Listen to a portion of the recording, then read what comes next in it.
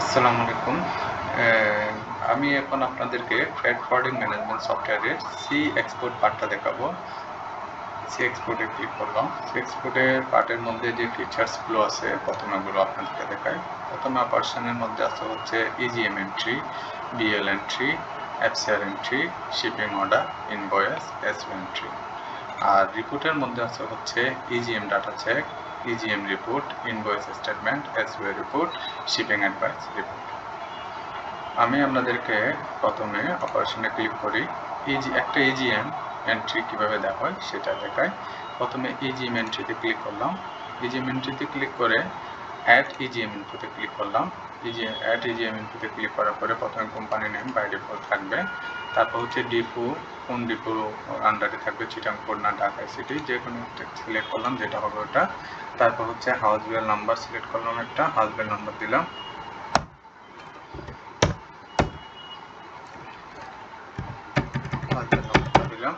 তারপর হচ্ছে এমবিএল নাম্বারটা দিলাম।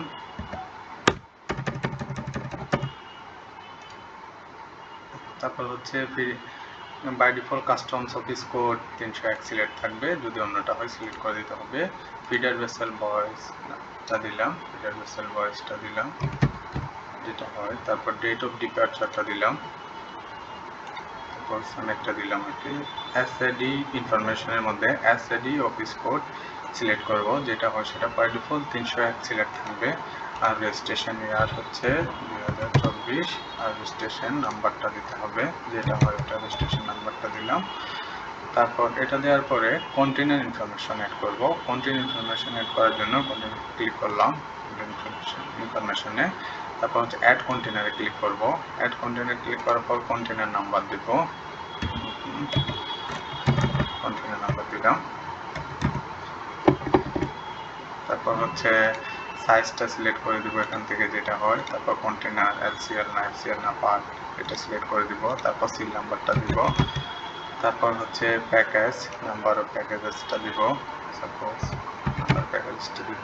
ইউনিট, এটাকে যেটা ইউনিট হয় সাপোজ আমি দিলাম হচ্ছে আরডি, ঠিক আছে, যে ইউনিট যেটা হয় আর কি। তারপর গ্রস ওয়েট দিলাম 100।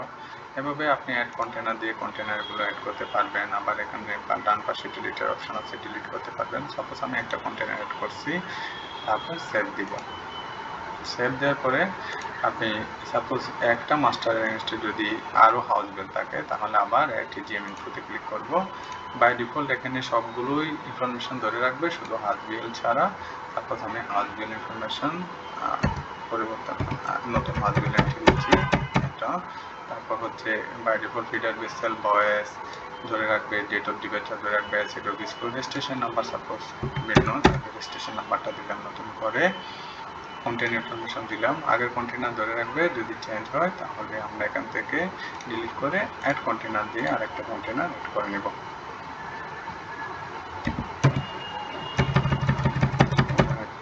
তারপর সাইজটা সিলেক্ট করে দিব, কন্টেনার স্ট্যাটাস এলসিএল ওটা সিলেক্ট করে দিব, সিল নাম্বার দিয়ে দিব।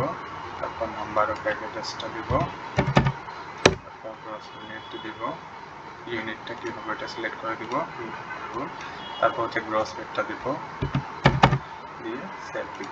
সেভ দেওয়ার পর তাহলে আমি একটা মাস্টার এগেনস্টে দুইটা হাউস বিল অ্যাড করছি। এখানে দেখেন মাস্টার বিল একটা, হাউস বিল দুইটা, ঠিক আছে।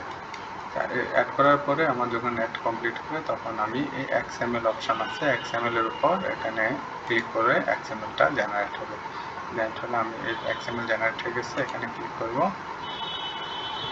এখানে ক্লিক করার পর এক্সএমএলটা এইটা হচ্ছে এই ইজিএম এর যে এক্সএমএল ফরম্যাট, এটা হচ্ছে ইজিএম এর এক্সএমএল ফরম্যাট যেটা এসএকুটাতে আপলোড করা হয় আর কি। এটা হচ্ছে ইজিএম এর এক্সএমএল ফরম্যাট।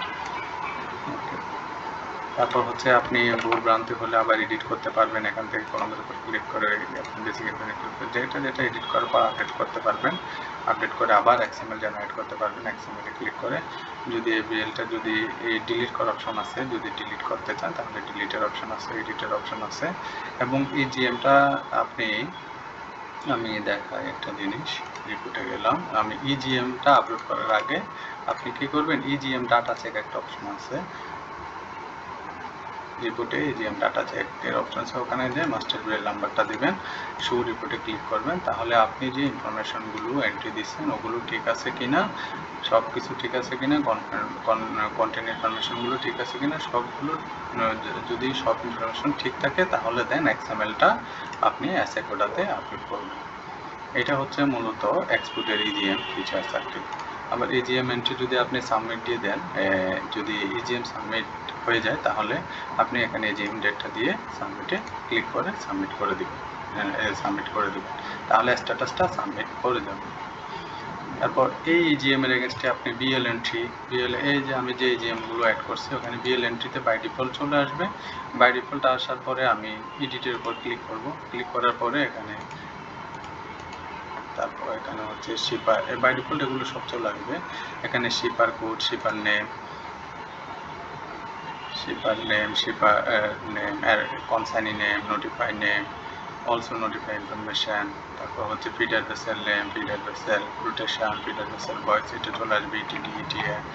তারপর হচ্ছে mother vessel name, mother vessel voyage, ETD, port of discharge, receive, loading, তারপর হচ্ছে ফ্রেট ইনফরমেশনগুলো এন্ট্রি দিতে হবে। তারপর হচ্ছে ডেলিভারি ইনফরমেশন, তারপর হচ্ছে remarks, shipping marks, good description, remarks, অ্যাসিডে আমি যেগুলো দিচ্ছি ওগুলো ওখান থেকে নিয়ে আসবে। তারপর স্টাফিং ইনফরমেশন যদি লাগে ওটা দিবেন, ইনভয়েস নাম্বার, টিএস4 1 টিএস4 দিয়ে, এটা হচ্ছে সেভ কন্টেন্ট ইনফরমেশনগুলো এখানে থাকবে, আপডেট দিবেন, তাহলে বিএলটা সেভ হয়ে যাবে এবং এখান থেকে আপনি বিএল প্রিন্ট করতে পারবেন।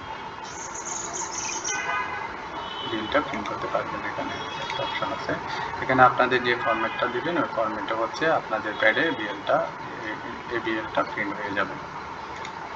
তারপরে এক্সট্রা রিপোর্ট থাকলে, এক্সট্রা যদি হয় এই গুড ডিসক্রিপশন থাকে তাহলে এক্সট্রা রিপোর্ট আছে ওইটা ক্লিক করে আলাদা প্রিন্ট করে অ্যাটাচ শিট হিসেবে প্রিন্ট করে নিতে হবে। এটা হচ্ছে ইজিএম এবং বিএল এন্ট্রি। বিএল এন্ট্রির পর শিপিং অ্যাডভাইস আছে। এখানে শিপিং অ্যাডভাইস আপনি হচ্ছে অ্যাড কলম, এখানে ক্লিক করলাম, ক্লিক করে শিপিং অ্যাডভাইস ডেট দিলাম, ডেট দিলাম, যেটা হয় আর কি এটা দিলাম, বিএল স্ট্যাটাসটা যেটা ওটা দিয়ে সেভ লোকাল অ্যাডভাইস দিয়ে সেভ দিলাম।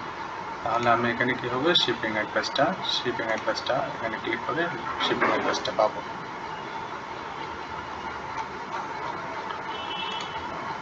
তারপর হচ্ছে এফসিআর এন্ট্রি। এফসিআর হচ্ছে অ্যাড এফসিআর দিয়ে এফসিআর ইনফরমেশনগুলো ফিল আপ করার পরে আপনার হচ্ছে এই ইনফরমেশনগুলো ফিল আপ করার পরে এফসিআর হবে, এফসিআর রিপোর্টটা প্রিন্ট করতে পারবেন। তারপর হচ্ছে শিপিং অর্ডারে ক্লিক করে অ্যাড শিপিং অর্ডারে ক্লিক করে শিপিং অর্ডার ইনফরমেশনগুলো অ্যাড করে নিতে হবে। এখানে যেগুলো আছে ইনফরমেশন করার পর শিপিং অর্ডার রিপোর্ট এখান থেকে জেনারেট করতে পারবেন। তারপর হচ্ছে ইনভয়েস জেনারেট করতে পারবেন, ইনভয়েসে ক্লিক করে। তারপর হচ্ছে এন্ট্রি দিতে পারবেন, স্টেটমেন্ট অফ অ্যাকাউন্টস এন্ট্রিগুলো দিতে পারবেন, এক্সপ্রেস এন্ট্রি থাকলে ওগুলো দিতে পারবেন। তারপর হচ্ছে রিপোর্টের মধ্যে আছে হচ্ছে ইজিএম ডাটা চেক রিপোর্ট, কয়টা ইজিএম এই মাসে আমরা এন্ট্রি দিচ্ছি ওটা রিপোর্ট পাবেন। যে কোনো রেট থেকে যে কোনো rate, EGM status, EGM entry কয়টা দিচ্ছি, ইজিএম সাবমিট কয়টা হয়েছে ওইটা এখান থেকে রিপোর্ট পাবেন। ইনভয়েস স্টেটমেন্ট, কয়টা ইনভয়েস আমরা দিচ্ছি, ইনভয়েস ব্যালেন্স কত আছে, কালেকশন কত হচ্ছে, ইনভয়েস স্টেটমেন্টগুলো পাবেন, এসওএ রিপোর্ট পাবেন, এক্সপেন্স স্টেটমেন্ট পাবেন এবং শিপিং অ্যাডভাইস রিপোর্ট পাবেন। এটা হচ্ছে মোটামুটি একটা ওভারঅল আইডিয়া হচ্ছে এই সি এক্সপোর্ট, এই ফ্রেট ফরওয়ার্ডিং ম্যানেজমেন্ট সফটওয়্যারের সি এক্সপোর্ট পার্টটা আর কি।